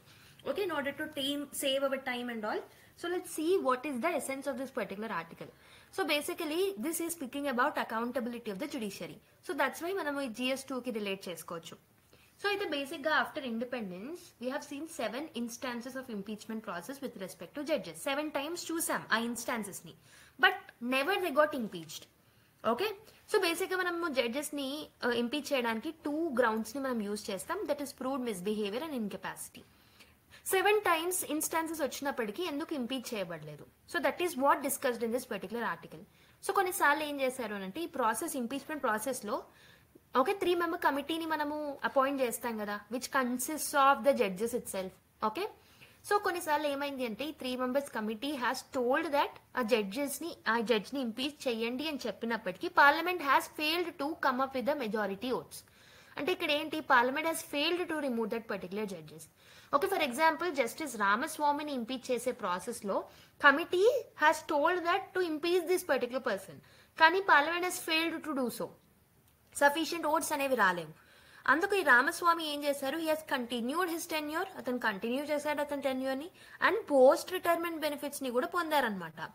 And also after retirement post of offices అంటే ప్రాఫిట్ ఆఫ్ ఆఫీసెస్ కి కూడా ఉన్నారు. Like he has holded the profit of office also. For example high court of like ఏమంటారు Tamil Nadu law commission ఏదైతే ఉంటుందో దానికి హెడ్ గా కూడా అతని యొక్క పనులను నిర్వర్తించారనమాట, despite of he being impeached. Okay, అతను నిజానికి ఇంపీచ్ అవ్వాల్సిన పర్సన్, ఇంపీచ్ అవుతే జైలుకి వెళ్లాల్సి వస్తుంది, he need to take punishment actually. కానీ ఇక్కడ ఏమైంది, because of the parliament's failure he continued his tenure, he completed his retirement తర్వాత బెనిఫిట్స్ పొందారు. దాని తర్వాత high court of like head of the Tamil Nadu law commission లాగా కూడా ఉన్నారనమాట. ఇట్ మీన్స్ దట్ పార్లమెంట్ యొక్క ఇన్ఎఫిషియన్సీ వల్ల we are not able to hold judges accountable. Okay, కొన్నిసార్లు ఏమవుతుంది అంటే మోషన్ పాస్ చేయలేకపోతున్నారు అనమాట. సో మోషన్ పాస్ చేసే ముందే జడ్జెస్ రిజైన్ చేస్తున్నారు. So this is why 7 times instances వచ్చినప్పటికీ ఇంపీచ్మెంట్ ప్రాసెస్ అనేది ప్రాపర్ గా జరగలేదు. It means that parliament has to take its proper role in order to have checks and balances. Proper గా accountable mechanisms ఏదైతే judicial అకౌంటబిలిటీకి సంబంధించిన mechanisms ఏవైతే ఉంటాయో వాటిని ప్రాపర్ గా పార్లమెంట్ కూడా ఇంప్లిమెంట్ చేయాల్సిన బాధ్యత పార్లమెంట్ కు ఉంటుంది. This is what is mentioned in this particular article. You can use this classic example in your answers, okay, in order to fetch 1 or 2 marks in addition. Okay.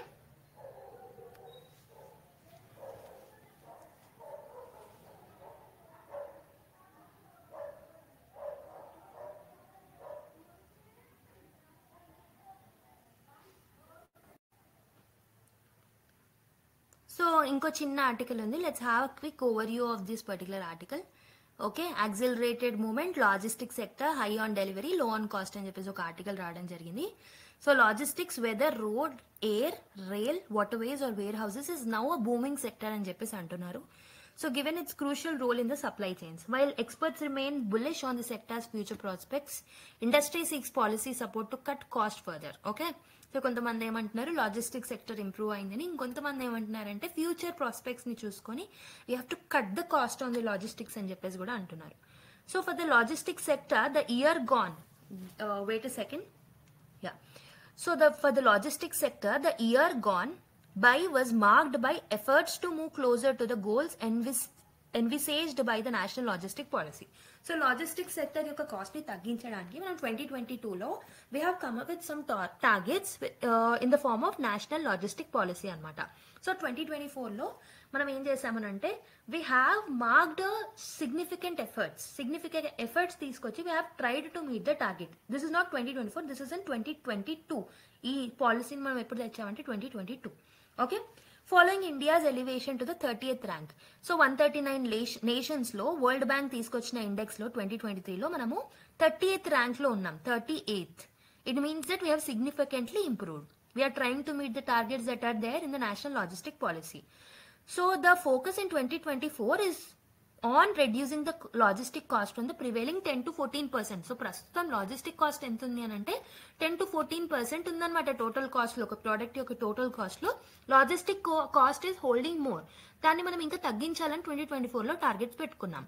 So the economic survey ఏదైతే ఉంటుందో 2023-2024 economic survey, it state that centre has launched NLP and the PM గతి శక్తి national master plan ని 2021లో launch చేసింది centre. So that మనం ఈ logistic cost లో ఎఫిషియన్సీని తీసుకురావచ్చు and we can lower it. Okay, ఆ కాస్ట్ ని మనం తగ్గించవచ్చు అని చెప్పేసి రీసెంట్ గా ఇచ్చిన ఎకానమిక్ సర్వీస్ లో కూడా మెన్షన్ చేయడం జరిగింది. దీంతో పాటు మనము యూనిఫైడ్ లాజిస్టిక్ ఇంటర్ఫేస్ ప్లాట్ఫామ్ ని కూడా తీసుకొచ్చామన్నమాట. అండ్ లాజిస్టిక్ డేటా బ్యాంక్ ని కూడా తీసుకొచ్చాం. అంటే ఏంటి, మనం టెక్నాలజీతో కూడా కలుపుకొని we are trying to reduce the logistic cost.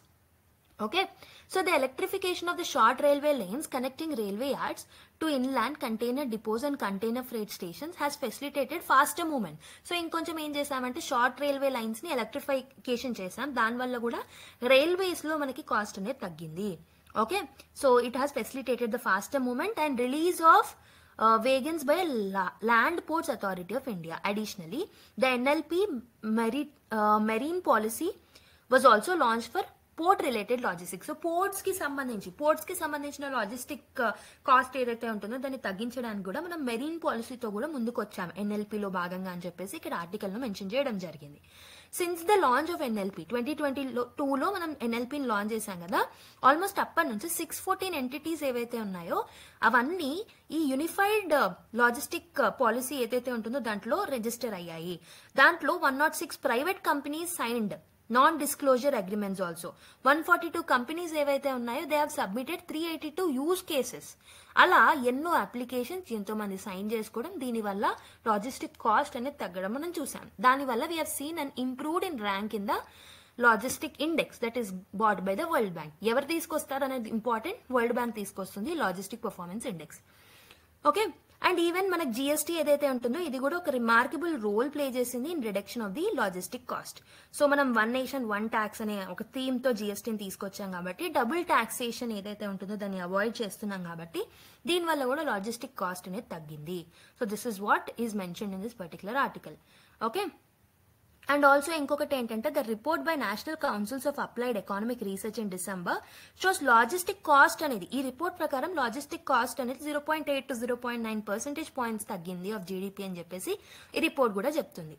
It means that the improvement in the logistic performance is reflected the state level to. State లెవెల్లో కూడా లాజిస్టిక్ పర్ఫార్మెన్స్ అనేది ఇంప్రూవ్ అయిందంట. ఓకే, సో అండ్ ఆల్సో మీరు ఇంకేం ఇక్కడ ఈ particular take away of this particular article is Mahesh Fogla, ED, Patel in targeted Integrated Logistics Limited. The robust growth in the logistics sector in 2024 was driven by 12% annual expansion rate, increasing domestic consumption and government-backed initiatives. So, ikkada veelu em cheptunarante Gati Shakti Yojana valla and also NLP programs valla ee logistic cost anedi significant ga decrease ayindani cheppesi kuda veelu antunaru annamata. Okay, so more efforts అనేవి ఇంకా అవ్వాలి. So we have to stream line the operation, work force skills ని కూడా పెంపొందించాలి so that మనకి ఇంకొంచెం logistic cost అనేది తగ్గుతుంది అని చెప్పేసి అంటున్నారనమాట. Okay, so that is the gist of this particular article. So almost మనం 0.8 నుంచి 0.9% పాయింట్స్ ఆఫ్ జీడిపిని మనం తగ్గించగలిగాం if you're comparing it with financial year 14 to financial year 2022. Okay, so logistic sector లో ఇండియా అనేది ఇంప్రూవ్ అవుతుంది అనేది ఒక ఆర్టికల్ అని. Okay, let's go to the last article. So last classes లో కూడా మణిపూర్ కాన్ఫ్లిక్ట్ గురించి some are the other way I have discussed. Okay, ఈ ఆర్టికల్ లో ఏం కీ టేక్ అవేస్ ఉన్నాయనేది చూద్దాం. Restoring constitutional order in Manipur. So basically ఈ పర్టికులర్ ఆర్టికల్ అనేది మనకి సిలబస్ లో భాగంగా మెయిన్స్ కి యూజ్ అవుతుంది as part of GS2. So GS2లో functions and responsibilities of union and states, judiciary's role, issues related to federal structure and challenges to governance, ఈ aspects లో మనం ఇది సిలబస్ లోకి కనెక్ట్ చేసుకోవచ్చు. If you look at the background, we know almost whoever are listening to this video might know some of the context of this particular news. So మనకి మణిపూర్ లో ethnic violence అనేది జరుగుతుంది. So it has been persisted due to difference between the two communities. ఒకటి వచ్చేసి మీతీస్, ఇంకొకటి వచ్చేసి cookies. వీళ్ళ మధ్యలో ఉన్న డిఫరెన్సెస్ వల్ల మనం కాన్ఫ్లిక్ట్స్, ఎథనిక్ వైలెన్స్ అనేది చూస్తున్నాం లాట్ ఆఫ్ డేస్ నుంచి. ఓకే, సో బేసిక్ గా ఈ వైలెన్స్ జరగడానికి background reasons is because of the lack of governance, militarisation వల్ల, అండ్ ఆల్సో స్టేట్ యొక్క ఫెయిల్యూర్ వల్ల, స్టేట్ మెషినరీ యొక్క ఫెయిల్యూర్ వల్ల, అండ్ లా అండ్ ఆర్డర్ ని ప్రాపర్ గా అక్కడ ఉన్న పోలీస్ మెయింటైన్ చేయకపోవడం వల్ల కూడా ఈ కాన్ఫ్లిక్ట్ అనేది ఇంకెక్కువ అవుతుందని చెప్పొచ్చు, ఇంకెక్కువ అయ్యింది అని చెప్పొచ్చు. Okay, so if you look at the ethnic conflict and the governance challenges, there are some structural issues. So మనము first of all demographic imbalances అనేవి చూస్తున్నాం అనమాట. ఓకే, సో అయితే కొన్ని ఒక కమ్యూనిటీకి ఎక్కువగా రిప్రజెంటేషన్ ఇవ్వడం, ఇంకో కమ్యూనిటీకి there is a lack of equitable representation, దీనివల్ల ఎథనిక్ టెన్షన్స్ ఏవైతే ఉన్నాయో ఇంకెక్కువ అవుతున్నాయి. And there is an erosion of the trust. judiciary's episodic int and also the delayed response to severe incidents in 2024 has created some gaps. Judiciary ఎక్కువగా involve అవ్వకపోవడం వల్ల, incidents ని proper గా సాల్వ్ చేయలేకపోవడం వల్ల కూడా ఈ ఇన్సిడెంట్ యొక్క ఇంటెన్సిటీ అనేది ఇంకా పెరిగిందనే చెప్పొచ్చు, because of the lack of judicial role. Challenges చూసుకుంటే జుడిషియరీస్ లిమిటెడ్ స్కోప్, హియరింగ్స్ అనేవి ఫ్రీక్వెంట్ గా కండక్ట్ చేయకుండా ఇన్ఫ్రీక్వెంట్ గా ఉండడం, and also judicial engagement proper గా ఉండకపోవడం. So that is one challenge that was created. State capacity కూడా చాలా వీక్ గా ఉండడం. There is a executive failure also in order to enforce the orders that are given. దానివల్ల కూడా violence continue అవుతూ వచ్చింది. And we have seen ethnic polarization also. Okay, and judicial orders ని proper గా లెజిటిమేట్ గా implement చేయకపోవడం, and also delays in the investigation process also. So investigation చేసే టైంలో కూడా సిట్స్ కానీ మిగతావి కానీ when they are law enforcement agencies కానీ when they are creating or when they are conducting some investigation there are some delays. దీనివల్ల ఇంకా incidents అనేవి ఇంకొంచెం ఇంటెన్సిఫై అయ్యాయని చెప్పొచ్చు. సో ఇక్కడ నేను మొత్తం ఆర్టికల్ ఏదైతే ఉంటుందో ఆర్టికల్ ఉన్న కీ పాయింట్స్ డిస్కస్ చేస్తున్నాను, ఎందుకంటే we have discuss several times about this incidents in the previous classes also. Okay, so administrative and political interventions ఎలా ఉన్నాయి ఈ ఇన్సిడెంట్ సాల్వ్ చేయడంలో. సో ఫస్ట్ థింగ్ అంటే మనం ఏం చేయొచ్చు అంటే we can strengthen the governance. So అలా ఈ గవర్నెన్స్ స్ట్రెంథనింగ్ లో భాగంగా there was an immediate appointment of experienced administration. So administrators ఎవరైతే ఉంటారో, ఎవరైతే ఎక్స్పీరియన్స్డ్ ఉంటారో వాళ్ళని అపాయింట్ చేయాలి. అలా అపాయింట్ చేశారు కొన్ని ప్లేసెస్ లో.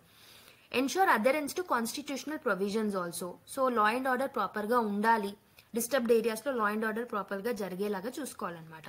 High powered commission. So we have to establish a bipartisan body to address the grievances. అందరు స్టేక్ హోల్డర్స్ ని మనం ఇన్వాల్వ్ చేసి ఒక స్ట్రక్చరల్ రిఫార్మ్ ని తీసుకురావాలి. కాన్ఫిడెన్స్ బిల్డింగ్ మెజర్స్ ని కూడా తీసుకురావాలన్నమాట. కాన్ఫ్లిక్టింగ్ గ్రూప్స్ ఏవైతే ఉన్నాయో, మీటీ గ్రూప్ కానివ్వండి, మిగతా వాళ్ళు కానివ్వండి, సో వాళ్ళతోటి సివిల్ సొసైటీ ఆర్గనైజేషన్స్ తోటి మనము we have to initiate the dialogue. So మరి రీసెంట్ డెవలప్మెంట్స్ ఏం జరిగాయంటే supreme court has taken a note of escalating violence and directed some measures. So recent గా సుప్రీం కోర్ట్ ఇన్వాల్వ్ అయ్యి కూడా కొన్ని మెజర్స్ ఇవ్వడం జరిగింది for doing the or conducting the investigation. ఎలా రిలీఫ్ మెజర్స్ ని తీసుకురావాలనే కొన్ని గైడ్ లైన్స్ ని ఇవ్వడం జరిగింది అనమాట. సో దానికోసం స్పెషల్ ఇన్వెస్టిగేషన్ టీమ్స్ ని ఫార్మ్ చేశాము. అండ్ ఈ కమిటీస్ ఏవైతే ఉన్నాయో, these committees by the judiciary are sought to address the crisis. Okay, so the reports of institutional complacency and failure in timely action against the atrocities has intensified. So ఇచ్చినప్పటికీ reports ఇచ్చినప్పటికీ కొన్ని ఏమైంది అని అంటే ఈ reports ని proper గా implement చేయకపోవడం వల్ల కూడా ఈ పర్టికులర్ ఇష్యూ అనేది ఇంకొంచెం ఇంటెన్సిఫై అవుతూ వచ్చింది. What is the significance? So ఈ జుడిషియరీ యొక్క సిగ్నిఫికెన్స్ ఏంటి? So basically judiciary's role is to uphold the rule of law. So judiciary intervene అవ్వడం వల్ల we can ensure the justice for the victims. For instance, directives for the sit to expedite investigation and communicate with the families of the victims. So ఈ Manipur కేసులోనే judiciary intervene అయ్యి మీరు ఈ independent tribunals ఏవైతే like ఈ teams ఏవైతే ఉంటాయో teams ని like establish this particular SITs. ఈ సిట్స్ వాటిని ఇన్వెస్టిగేట్ చేసి వాళ్ళకి ప్రాపర్ రిహాబిలిటేషన్ మెజర్స్ ఇస్తారని చెప్పడం. This is one kind of justice that it has given. Okay, we can strengthen the governance. Okay, so judiciary role ఏం చేస్తుంది అని అంటే judiciary can play a critical role in filling that gaps that are there in the governance. And judiciary's intervention will also address the systemic issues also. Okay, next మరి ఇంకేం చేస్తే బాగుంటుంది? Timely trials ని conduct చేయాలి. Okay, hearings అనేవి frequent గా hearings ని conduct చేసి timely judgements and timely justice అనేది ఇస్తే బాగుంటుంది. Okay, and focus should be on cases involving the sexual violence and hate crimes. Regular monitoring అనేది ఉండాలి. సో మనం జుడిషియల్ ప్యానెల్స్ ని సెటప్ చేసి continuous oversight of SITs and law enforcement agency should be done. Continuous గా monitoring చేస్తూ ఉండాలి ఈ conflicted Jones లో. రీహాబిలిటేషన్ ఇనిషియేటివ్స్, ఎవరైతే సైకలాజికల్ సపోర్ట్ కావాలో ఏదైతే కమ్యూనిటీస్ కి వాళ్ళకి రీహాబిలిటేషన్ ప్రొవైడ్ చేసి కొంచెం సైకలాజికల్ సపోర్ట్ ని కూడా మనము అందించవచ్చు. So what are the social reforms that can be made? Civic education అనేది important. Promote awareness of constitutional values. Coexistence తో ఉండడం వల్ల ఎలాంటి ప్రయోజనాలు ఉంటాయనేది వాళ్ళకి టీచ్ చేయాలి. లాంగ్ టర్మ్ సొల్యూషన్స్ తో కూడా మనం ముందుకు రావాలి. సోషియో ఎకానమిక్ డిస్పారిటీస్ ఏవైతే ఉన్నాయో వాటిని తగ్గించడానికి కూడా ట్రై చేయాలన్నమాట. So let's have comparative analysis. So judicial actions వల్ల కలిగే స్ట్రెంగ్త్ ఏంటంటే we can uphold the justice, governance gaps ని ఫుల్ఫిల్ చేయొచ్చు. ఓకే, కానీ ఏంటంటే జుడిషియల్ యాక్షన్స్ అనేవి, అది ఇచ్చిన ఆర్డర్స్ అనేవి ప్రాపర్గా ఎన్ఫోర్స్ అవ్వట్లేదు. That is limitation. So it can hold executive accountable. Judiciary's role can actually help to make executive accountable. కానీ ఇక్కడ ఏమవుతుంది, episodic engagement reduces long term impact. So ఊరికే ఇన్వాల్వ్ అవ్వడం వల్ల కూడా ఈ అకౌంటబిలిటీని ఎన్హాన్స్ చేయలేదు. Conflict resolution. So judiciary must ensure neutrality in the investigation. Okay, but limitation ఏంటంటే it cannot address deeply rooted ethnic divides. Judiciary ఎంత ఇంటర్ఫియర్ అయినా డీప్ గా ఉన్న ఎథనిక్ డివైడ్స్ ఆర్ కాన్ఫ్లిక్ట్స్ ఏవైతే ఉంటాయో వాటిని solve చేయలేకపోతుంది. So this is what something that is there in this particular news. Okay, brief about news. So this is not a right time to discuss because we have discussed lot many times, and also future lo manam edaina comprehensive video tho kuda manam munduku vaddam. Okay, so with this we have completed today's important articles. I hope this video is as comprehensive as possible for the UPSC point of view. And next class lo mali kaluddam. Video kanka nachinataithe like cheyadam marchipoddu, and also please subscribe to the channel and click the notification bell icon, and also share it with your friends and fellow aspirants. So that's it for today's video. Okay, keep smiling. Bye bye.